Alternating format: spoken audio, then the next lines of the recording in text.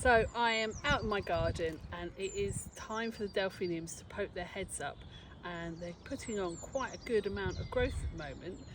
So I'm going to take some cuttings. So I've got my bag with my wet tissue in and my special Zemport cutting scissors. I'm just going to take some cuttings. So you've got two stems here. Now this one's quite big and chunky and is probably developing the tube inside, and I probably wouldn't take that kind of cutting because it's going to just die on me. What I would take is a much skinnier cutting, which is something like this, where it hasn't developed the tube inside yet. So I'm just going to get my scissors and go in quite deep and just take the cutting like that. So I'm just going to show you again on another delphinium. You can see how thick this stem is, and you can probably, if you go and have a look at your own, you can probably see the difference between one that's starting to develop its tube and one that's not. Here again, here's another one. The tubes are far too big here. And actually, if I just show you last year's stem, you can see that it's got a tube, and that's basically just to take up the water. So you have to be quick and come out and do this, and if you're too slow, you can wait till next year, or if you're very early, you can actually, if you've got an established plant, dig it up and divide it. That's another good way of doing it. So here's another plant again, and you can see that the tubes are not so fat. They're nice fine young stems coming up, so they're actually perfect. So I'm just going to go in and take another cutting. So I'm going to go right down into the plant, into the soil as well. It's called a basil cutting, and pull that out. So the reason why you take cuttings and not take the seed, well, you can take the seed, but bees would have pollinated them, and you would get crossover if they've been to different delphiniums, so you wouldn't get a true replica of the plant.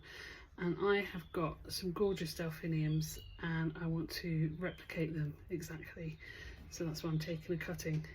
So here's the leaf, and you can see the basil bit that was underneath, but you can see all the shooting up hormones where it's putting on all that new growth.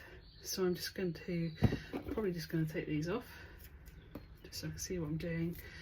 And also I'll probably take this big leaf off here, and that's small enough, I don't need to cut that in half for transpiration because it's quite small, as you can see by my scissors. And I'm going to pop that into some soil, which I need to sort out. So I've still got some of my seedling compost, which is really nice and light and crumbly, rather than the potting mix, and I'm just going to use that and fill up a pot. And I need to water that first of all.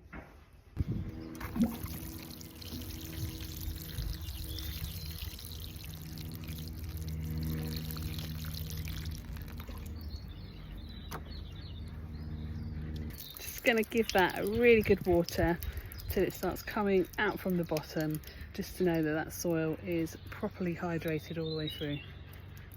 Right, so I have got a little pot of water, I've got some hormone powder, and I've got my very wet pot.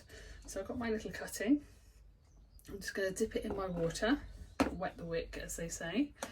I'm just going to take my hormone powder. I never dip into my hormone powder because you don't want to be cross-contaminating and spreading disease from one baby to another or one cutting to another. I'm just going to get my spoon, go down there, little bit, and just put that where I've wet it. Get rid of that. And then I'm going to use my dibber, make a little hole in my pot, because I don't want to poke straight in, because that's just going to wipe all that hormone powder off and onto the top of the soil, which is no good.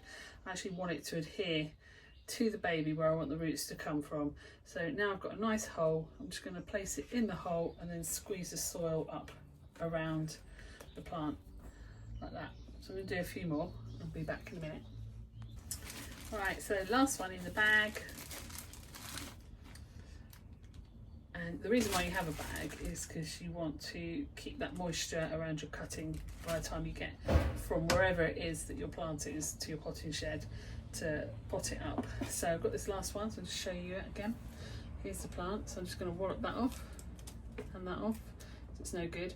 That leaf is actually quite larger, so I'm just going to cut that leaf in half because leaves transpire water, and you want all the water to be within the little plant, so it can help put on the energy for the roots. So I'm just going to dip it in my water, get my hormone powder, and I will throw this away or just leave it in my little seeding tray, and it can help something else. Would never put it back in the pot. And get the last one in, so I'll make my nice deep hole so the powder doesn't come off when I push it in into the hole, squeeze up, and there we go. Now I need to get this off to the greenhouse and put a cover over the top to create humidity, and as you know, humidity is really important to help things stay moist and be able to put on new growth. Now we need to find somewhere for it to live. So I'm hoping I might have a tray somewhere.